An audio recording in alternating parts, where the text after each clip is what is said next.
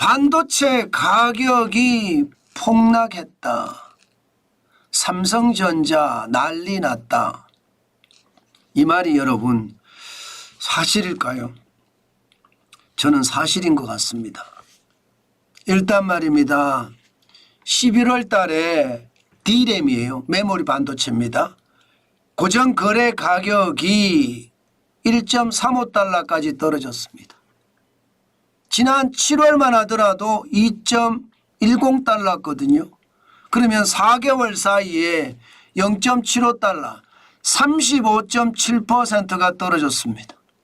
와, 충격적이죠. 2023년 9월에 1.3달러 이후 최저치입니다. 1.3달러 이후에. 굉장히 많이 떨어진 거죠. 예, D램만 떨어진 게 아니에요. D램만. 낸드 플래시 메모리는 더 떨어졌습니다. 역사상 최저가가 아닐까 싶을 정도로 많이 떨어졌어요. 2024년 8월에 4.9달러였거든요. 그런데 11월에는 2.16달러. 3개월 새에 반토막이 더 났습니다. 55.9% 떨어졌고요. 2.74달러가 빠졌습니다. 과거 2020년 2월 5일에 6.19달러에 비하면 3분의 1 토막이 난 거예요. 진짜로 많이 떨어졌죠. 많이 떨어졌다고 이야기했을 때가 2023년 4월에 3.82달러, 9월까지 3.82달러 계속 이어진 거, 이게 가장 많이 떨어졌다고 이야기합니다. 그런데 11월 달에 2024년 11월 달에는 2.16달러까지 떨어졌으니까 낸드 플래시 메모리 공장은요, 돌리면 돌릴수록 적자가 난다, 이런 얘기가 이제 튀어나옵니다. 그 정도로 심각하다, 이렇게 보는 겁니다. 여러분, 왜 이렇게 가격이 떨어졌을까요? 가격이 처참하게 폭락했잖아요. 그러면 이렇게 떨어진 이유는 하나입니다. 중국의 부상입니다. 글로벌 D램 시장에서 중국 제조사의 비중이 2022년까지만 하더라도 4%였습니다. 그런데 2023년에는 11%까지 늘었습니다. 내년에는 16%까지 늘 예정인데 지금 시장의 변화를 보면 16%가 아니라 더 많이 늘 수도 있다는 이야기가 나옵니다. 지금 저가로 굉장히 뿌린다는 이야기거든요. 그냥 생산한 거 있잖아요.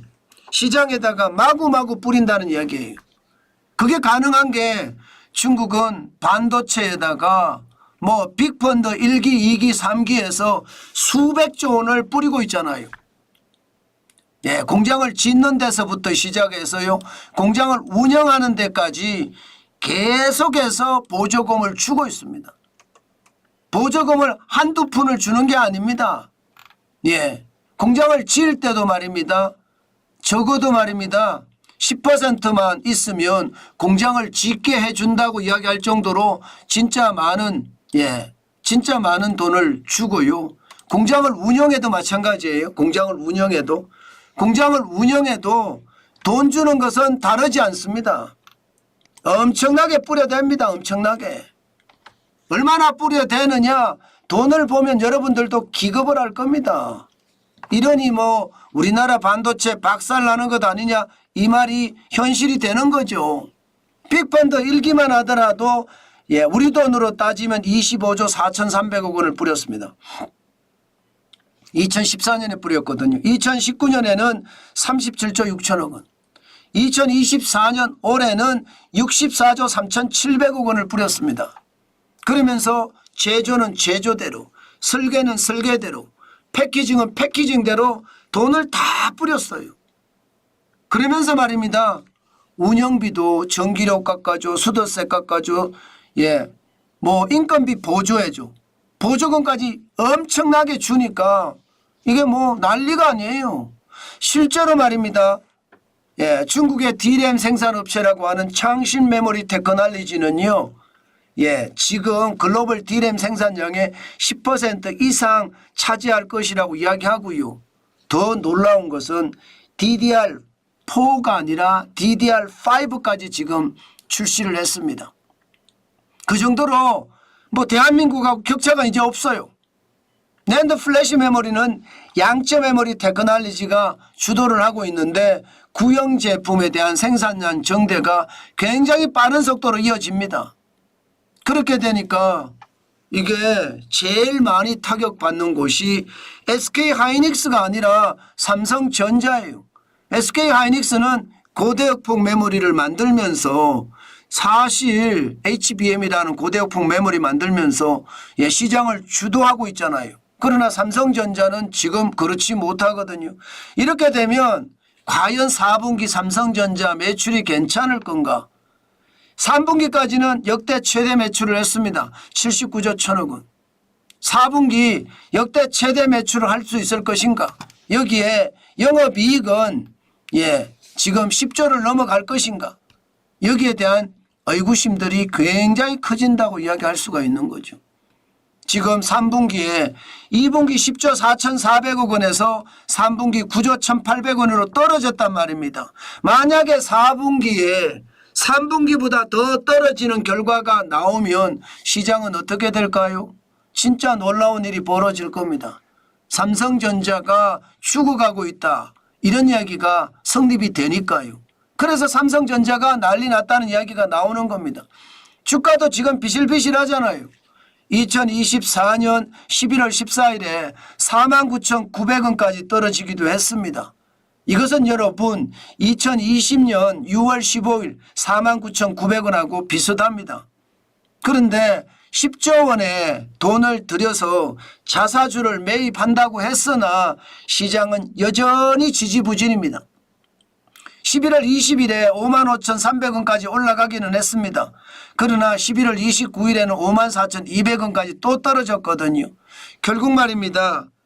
반도체 가격의 폭락이 삼성전자에게는 악재가 되고 상황을 더 꼬이게 만들겠다. 그런 생각을 할 수밖에 없습니다. 지금 삼성전자가 살아날 수 있는 길은 초격차 기술을 확보하는 건데 초격차 기술을 확보하는 게 쉽지 않아 보여요. SK하이닉스가 굉장히 빠른 속도로 치고 나가고 있고요. 지금 반도체 메모리 시장에서 핵심이라고 이야기하는 HBM에서 삼성전자가 SK하이닉스에 굉장히 뒤처지기 때문에 삼성전자의 상황은 진짜 어려워지겠다. 이 말이 틀리는 말은 아닌 것 같습니다. 제가 삼성전자 난리 났다 제목을 이렇게 달았잖아요. 진짜로 삼성전자는 난리가 났을 수도 있습니다. 기본적으로 메모리 가격이 폭락하고 있으니까 심각하다 이렇게 이야기할 수가 있고요. 여기에 HBM이라고 하는 고대역폭 메모리에서는요. 시장에 뒤처지는 결과를 가져오고 있잖아요.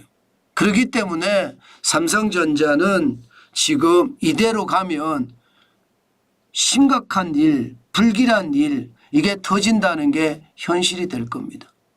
물론 저는 삼성전자 제 스스로 확신을 가지고 저는 한 주 한 주 저축은 해갑니다.